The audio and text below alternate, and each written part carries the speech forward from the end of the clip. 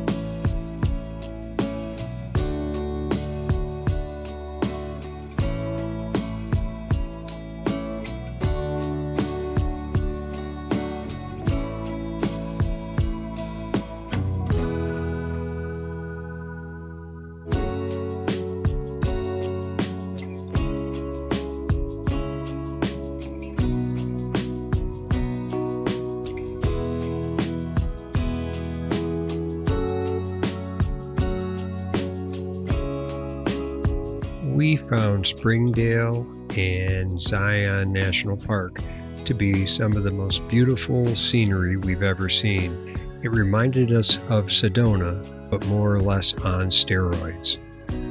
So if you enjoyed watching this or found it interesting or entertaining, please give it a thumbs up and consider subscribing to the channel.